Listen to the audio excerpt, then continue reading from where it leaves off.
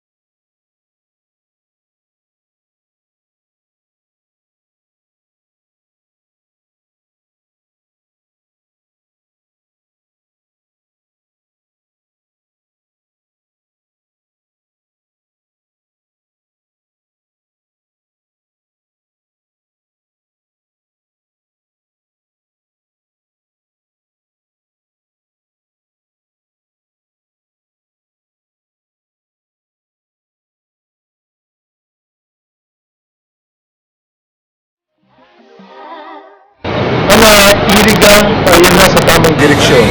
Na Iriga nagiging piloting o nagiging pinag-aarigan po sa ibang syudad. Amin po naka-smile sa lahat ng mga active na nag-pilot. Ang lahat po ng empleyado ng City Hall ay nagkakaisa. Ang empleyado ng City Hall ay buong buo. We are united, we are one, and bringing joy to our people. The city of Iriga is alive.